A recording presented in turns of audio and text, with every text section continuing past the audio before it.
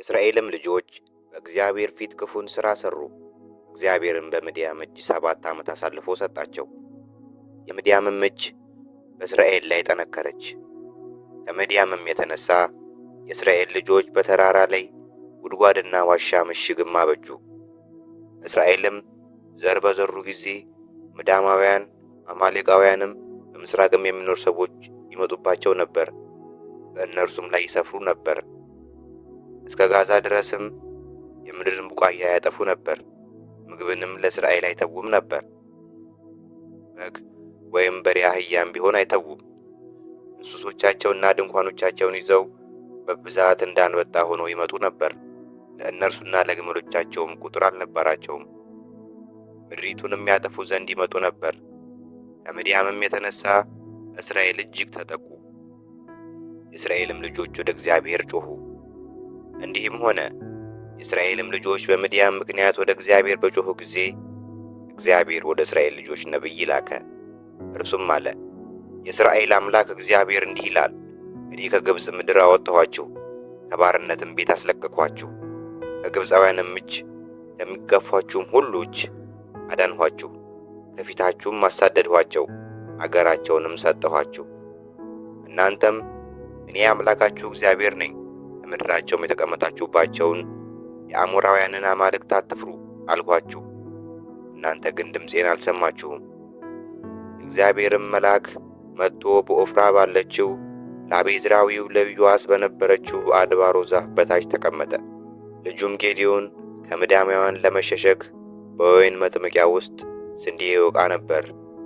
የእግዚአብሔርም መልአክ ለእርሱ ተገልጦ፣ አንተ ጽኑ ኃያል ሰው፣ እግዚአብሔር ካንተ ጋር ነው አለው። ጌዴዎንም ጌታ ሆይ፣ እግዚአብሔር ከእኛ ጋር ከሆነ ይህ ነገር ሁሉ ለምን ደረሰብን? አባቶቻችንስ እግዚአብሔር ከግብፅ አውጥቶናል ብለው ይነግሩን የነበረ ተአምራት ወዴት አለ? አሁን ግን እግዚአብሔር ትቶናል፣ በምድያምም እጅ አሳልፎ ሰጥቶናልና አለው። እግዚአብሔርም ወደ እርሱ ዞር ብሎ በዚህ በጉልበትህ ሂድ፣ እስራኤልንም ከምድያም እጅ አድን፣ እነሆ ልኬሃለሁ አለው። እርሱም ጌታ ሆይ፣ እስራኤልን በምን አድናለሁ? ወገኔ ከምናሴ ነገድ ከሁሉ ይልቅ የተጠቃ ነው፣ እኔም በአባቴ ቤቴ ሁሉ ታናሽ ነኝ አለው።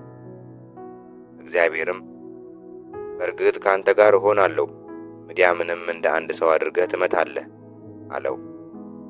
እርሱም በአንተ ዘንድ ሞገስን ካገኘሁ የምትናገረኝም አንተ እንደሆንክ ምልክትን አሳየኝ። ወደ አንተ እስክመለስ ድረስ ቁርባኔንም አምጥቼ እስካቀርብልህ ድረስ እባክህ ከዚህ አትላወስ አለው። እርሱም እስክትመለስ ድረስ እቆያለሁ አለ። ጌዴዎንም ገባ፣ የፍየሉንም ጠቦት፣ የኢፍ መስፈሪያም ዱቄት፣ የቂጣ እንጎቻውም አዘጋጀ። ሥጋውንም በሌማት አኖረ፣ መረቁንም በምንቸት ውስጥ አደረገ። ሁሉንም ይዞ በአድባሮ ዛፍ በታች አቀረበለት። እግዚአብሔርም መልአክ ሥጋውንና የቂጣውን እንጎቻ ወስደህ በዚያ ድንጋይ ላይ አኑር፣ መረቁንም አፍስሰው አለው። እንዲሁም አደረገ። እግዚአብሔርም መልአክ በእጁ ያለውን የበትሩን ጫፍ ዘርግቶ ሥጋውንና የቂጣውን እንጎቻ አስነካ። እሳትም ከድንጋይ ውስጥ ወጥቶ ሥጋውንና የቂጣውን እንጎቻ በላ። እግዚአብሔርም መልአክ ከዓይኑ ተሰወረ። ጌዴዎንም የእግዚአብሔር መልአክ እንደሆነ አየ። ጌዴዎንም አቤቱ አምላኬ ሆይ ወዮልኝ፣ የእግዚአብሔር መልአክ ፊት ለፊት አይቻለሁና አለ። እግዚአብሔርም ሰላም ላንተ ይሁን፣ አትፍራ፣ አትሞትምም አለው። ጌዴዎንም በዚያ ለእግዚአብሔር መሠዊያ ሠራ፣ ስሙንም እግዚአብሔር ሰላም ብሎ ጠራው። እርሱም እስከ ዛሬ ድረስ ለአቤዝራውያን በምትሆን በዖፍራ አለ። እግዚአብሔርም በዚያ ሌሊት የአባትህን በሬ 7 ዓመት የሆነውን ሁለተኛውን በሬ ውሰድ፣ የአባትህም የሆነውን የበዓል መሠዊያ አፍርስ፣ እርሱም ዙሪያ ያለውን የማምለኪያ ዐፀድ ቁረጥ። በዚያም ኮረብታ አናት ላይ ለአምላክህ ለእግዚአብሔር መሠዊያ አሳምረህ ሥራ። ሁለተኛውን በሬ ውሰድ፣ በዚያ በቈረጥከው በማምለኪያ ዐፀዱ እንጨት ላይ የሚቃጠለውን መሥዋዕት አቅርብ አለው። ጌዴዎንም ከባሪያዎቹ 10ቱን ሰዎች ወስዶ እግዚአብሔር እንዳለው አደረገ። የአባቱን ቤተሰቦችና የከተማውን ሰዎች ስለፈራ ይህን በቀን ለማድረግ አልቻለም። ነገር ግን በሌሊት አደረገው። የከተማውም ሰዎች ማልደው ተነሱ፣ እነሆም የበዓል መሠዊያ ፈርሶ በዙሪያውም ያለው የማምለኪያ ዐፀድ ተቈርጦ በተሠራው መሠዊያ ላይ ሁለተኛው በሬ ሰውቶ አገኙት። እርስ በርሳቸውም ይህን ነገር ያደረገው ማን ነው ተባባሉ። ተጠየቁና በመረመሩ ጊዜም ይህን ነገር ያደረገው የኢዮአስ ልጅ ጌዴዎን ነው አሉ። የከተማውም ሰዎች ኢዮአስን የበዓልን መሠዊያ አፍርሶአልና በዙሪያም ያለውን የማምለኪያ ዐፀድ ቆርጦአልና እንዲሞት ልጅህን አውጣው አሉት። ኢዮአስም እርሱን የተቃወሙትን ሁሉ ለበዓል ትሟገቱለታላችሁን? ወይንስ እርሱን ታድናላችሁን? የሚሟገትለት ሁሉ እስከ ነገ ይሙት። እርሱ አምላክ ከሆነ መሠዊያውን ካፈረሰ ጋር ለራሱ ይሟገት አላቸው። ስለዚህም በዚያ ቀን መሠዊያውን አፍርሶአልና በዓል ከእርሱ ጋር ይሟገት ብሎ ጌዴዎንን ዩርበዓል ብሎ ጠራው። ምድያማውያንም አማሌቃውያንም ሁሉ የምሥራቅም ሰዎች አንድ ሆነው ተሰበሰቡ፣ ዮርዳኖስንም ተሻገሩ፣ በኢይዝራኤልም ሸለቆ ሰፈሩ። የእግዚአብሔርም መንፈስ በጌዴዎን ገባበት። እርሱም ቀንደ መለከቱን ነፋ። የአቤዝርም ሰዎች ተጠርተው በኋላው ተከተሉት። ወደ ምናሴ ነገድ ሁሉ መልእክተኞችን ሰደደ። እነርሱም ደግሞ ተጠርተው በኋላው ተከተሉት። መልእክተኞችንም ወደ አሴርና ወደ ዛብሎን ወደ ንፍታሌምም ሰደደ። እነርሱንም ሊገናኛቸው ወጣ። ጌዴዎንም እግዚአብሔርን እንደተናገርክ የእስራኤልን ልጆች በእኔ እጅ ታድን እንደሆነ እነሆ በአውድማው ላይ የተባዘተ የበግ ጠጉር አኖራለሁ። በጠጉሩ ብቻ ላይ ጠል ቢሆን በምድርም ሁሉ ደረቅ ቢሆን እንደተናገርክ የእስራኤልን ልጆች በእኔ እጅ እንድታድናቸው አውቃለሁ አለ። እንዲሁ ሆነ። በነጋውም ማልዶ ተነሣ፣ ጠጉሩንም ጨመቀው። ከጠጉሩም የተጨመቀው ጠል ሆሬ ሙሉ ውሃ ሆነ። ጌዴዎንም እግዚአብሔርን እኔ ይህን አንድ ጊዜ ስናገር አትቆጣኝ። እኔ ይህን አንድ ጊዜ በጠጉሩ ባክህ ልፈትን። አሁንም በጠጉሩ ብቻ ላይ ደረቅ ይሁን፣ በምድር ሁሉ ላይ ጠል ይሁን አለው። እግዚአብሔርም በዚያ ሌሊት እንዲሁ አደረገ። በጠጉሩ ላይ ብቻ ደረቅ ነበር፣ ምድሩ ሁሉ ላይ ጠል ነበረ። ጌዴዎን የተባለውም ዩርበዓል ከእነርሱ ጋር የነበሩ ሕዝብ ሁሉ ማልደው ተነሱ፣ በሄሮድ ምንጭ አጠገብም ሰፈሩ።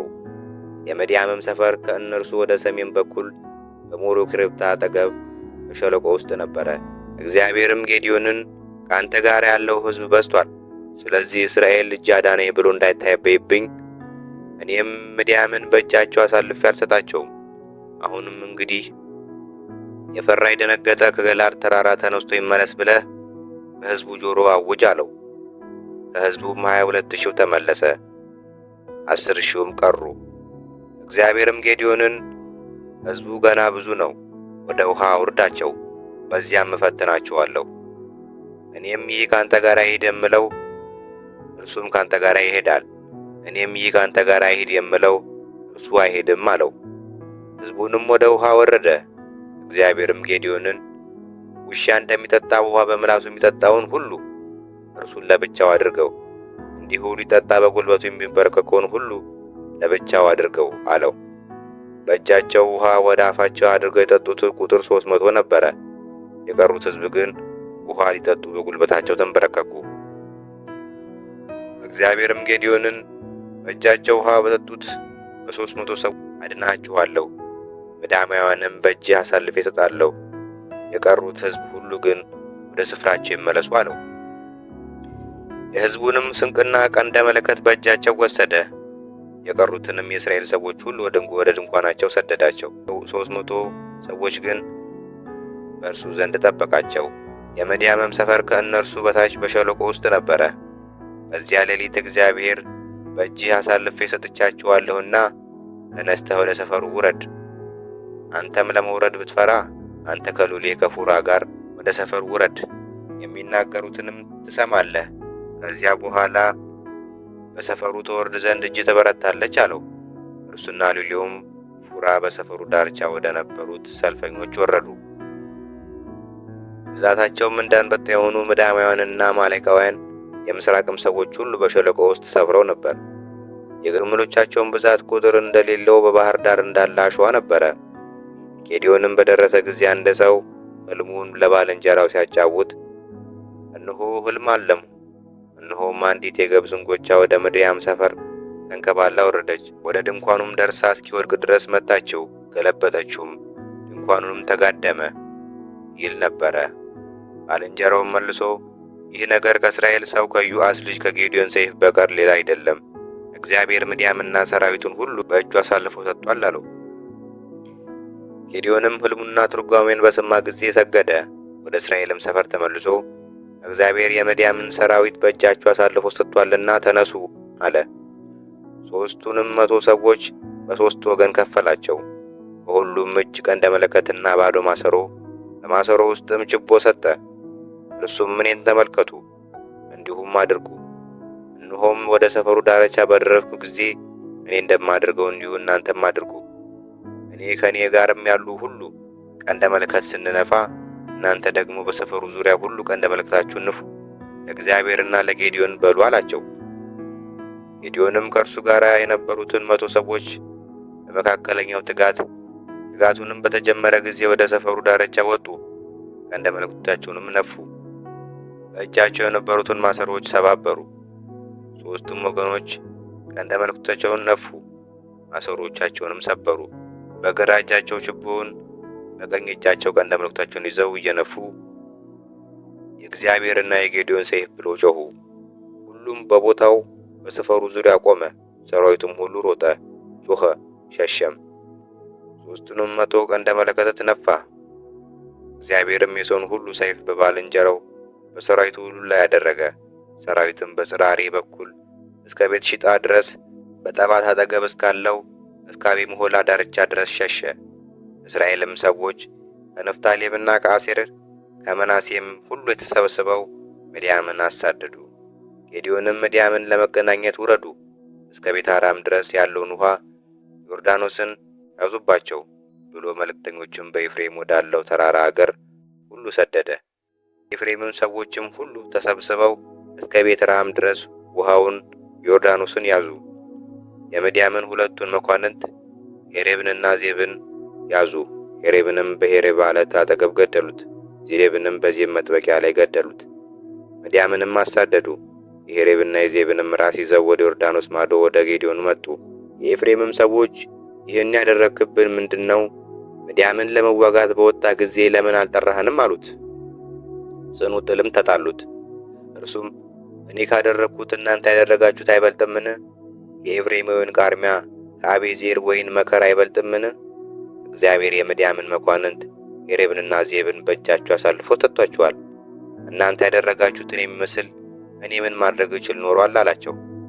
ይህን በተናገረ ጊዜ ቁጣቸው በረደ። ጌዲዮንም ከ300 ሰዎች ጋር ወደ ዮርዳኖስ ደርሶ ተሻገረ።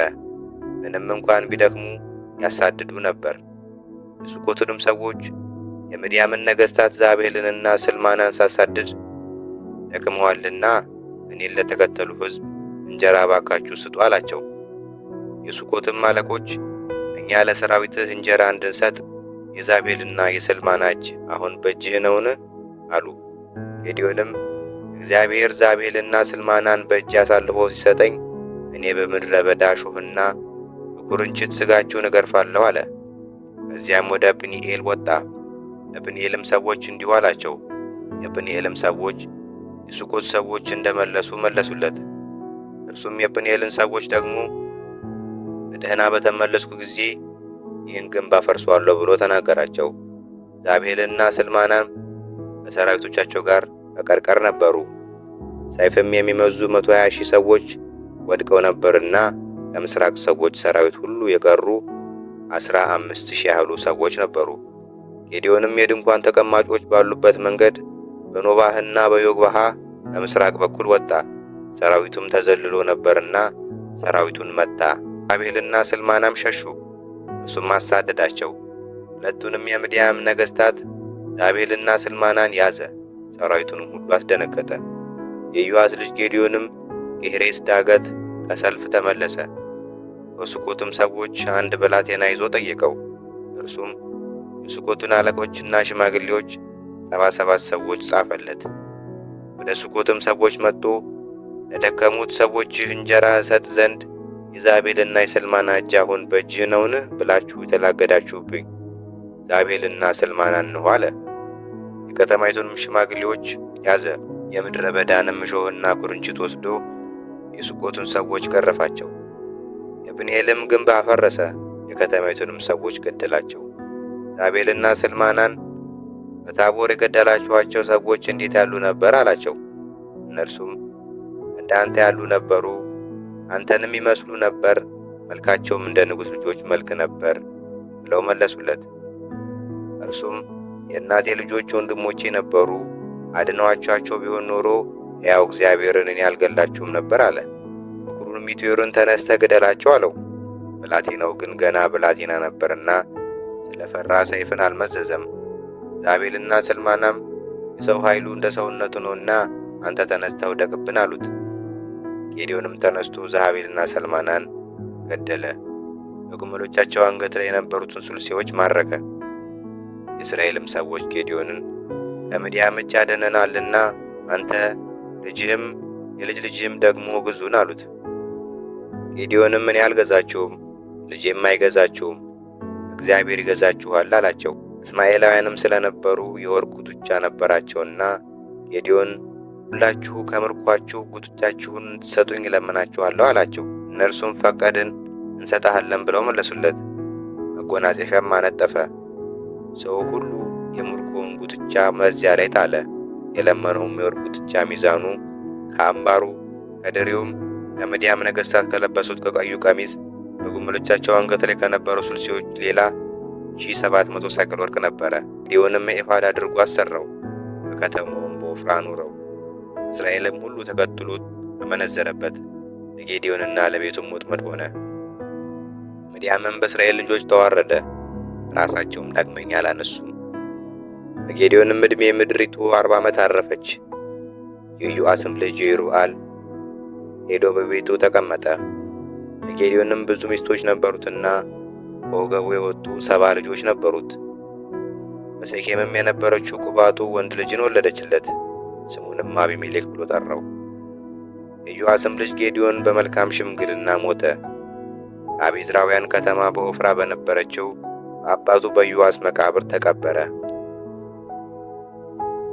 የኢዮአስ ልጅ የጌዴዎን ታሪክ የተከታተላችሁትን ይመስል ነበር። ከወደዳችሁት ላይክ አድርጉ። እንደዚህ አይነት መሳጭ የመጽሐፍ ቅዱስ ታሪኮችን ለማግኘት የዩቲዩብ ቻናላችንን ሰብስክራይብ በማድረግ አዳዲስ ታሪኮችን ስንለቅ እንዲደርሳችሁ የደወል ምልክቷን በመንካት ቤተሰብ ይሁኑ። እናመሰግናለን።